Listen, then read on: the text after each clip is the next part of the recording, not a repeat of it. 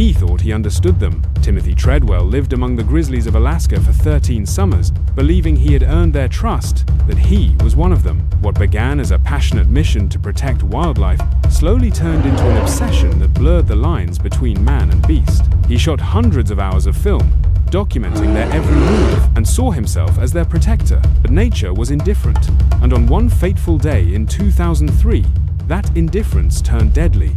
Timothy and his partner, Amy Huguenard, never left Katmai National Park alive. What remained behind was not only their story, but also a chilling audio recording of their final moments. It was only heard by a few. In a chilling scene from Werner Herzog's documentary, Grizzly Man, the producer sits next to Timothy's friend, Jewel Palavac, as she listens to the tape. Her face freezes, her hands shake. A brief glimpse of the audio recording of that 6-minute moment of terror, which has never been made public. Truly, you must never listen to this. I know, Werner. I'm never going to.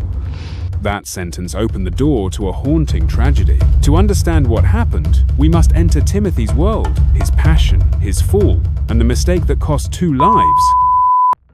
Them respect and lots of room, because a grizzly's the boss out there. But you interact with them? It's important that every bear knows who I am and that I fit on their hierarchy if I'm to survive.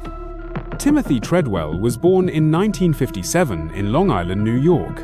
As a child, he was energetic, imaginative, and deeply sensitive. He loved animals perhaps more than people and was known to rescue wounded squirrels or birds, bringing them home in his little hands. In his teenage years, Timothy's world began to shift. Despite being a competitive swimmer and a promising student, something always seemed just out of reach: belonging, identity, purpose. He drifted west to California in hopes of becoming an actor. For a time, he came close. He even claimed he was second in line for a role on the television show Cheers, but the dream never quite materialized. The failure hit him hard. He spiraled into addictional cohol, then heroin. He was lost, untethered, and searching for something that would bring his life meaning.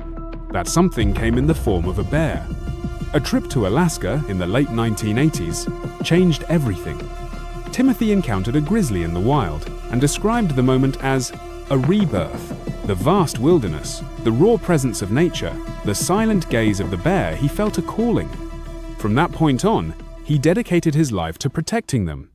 He quit drugs. He transformed himself, not through rehab, but through the wild. Each summer, he ventured deep into Katmai National Park, far beyond where tourists dared to tread. He lived with the bears, no weapons, no fences, just trust. He gave them names: Chocolate, Mr. T, Tabitha. He spoke to them, sang to them, even believed they loved him back. Over 13 summers, Timothy filmed hours of footage, capturing not only the grizzlies but his own unraveling psyche. What began as a mission of protection slowly evolved into a desperate need for connection. He didn't just want to save the bears, he wanted to belong among them. But the wild is never truly tame.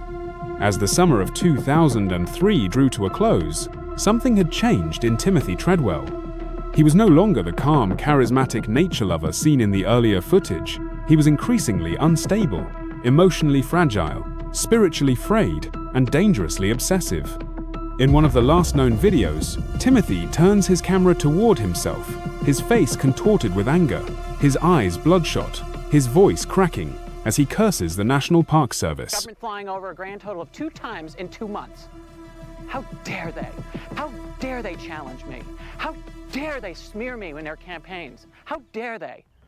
Fuck you, motherfucking Park Service. You don't care about these bears, you never did, he shouts. The footage is raw and disturbing. This time, Timothy is not speaking for the bears. He is shouting through them, as if possessed by a need to defend something only he can understand. At this point, park rangers began to worry. Timothy had been warned many times. He was too close to the bears, their methods were dangerous, and would not help preserve the species. Yet he saw their advice as a betrayal. He believed himself to be their protector, the spiritual brother of the wild.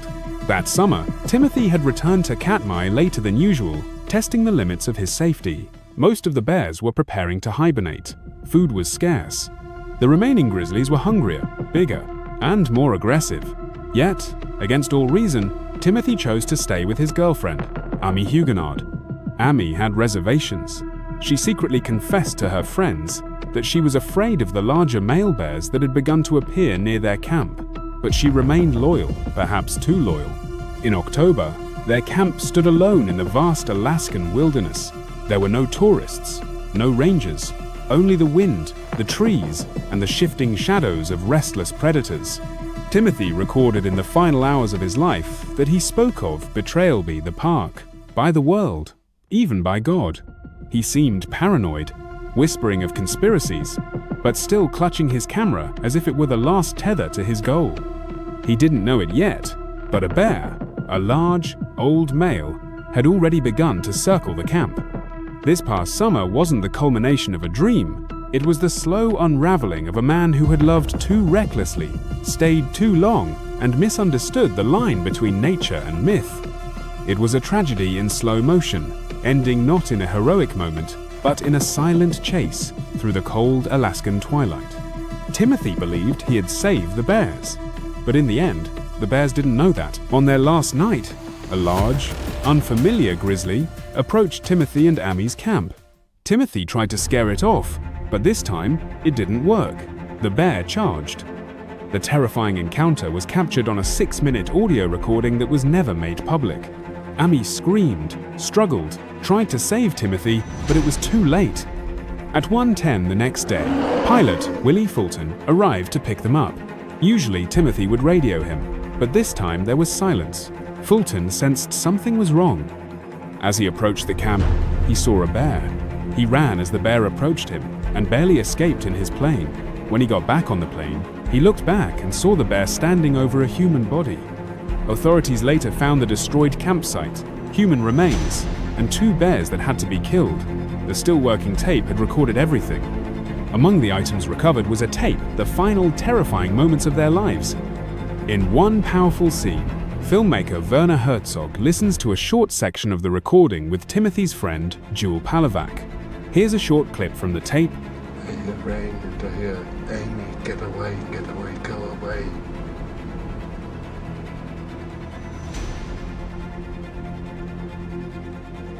Can you turn it off?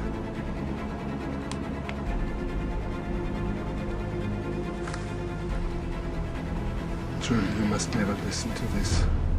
I know, Werner. I'm never going to. Now you know why no one's gonna hear it. Timothy Treadwell loved bears, but his devotion blinded him to their wild instincts. He believed he was protecting them, but it was ultimately a fatal misunderstanding. Park officials called his death a tragedy, but it could have been prevented. His story isn't just about bears, it's about crossing a line in nature that should never be crossed. Treadwell left behind chilling images, raw emotion, and a chilling reminder. Nature is powerful, untamed, and unforgiving of mistakes.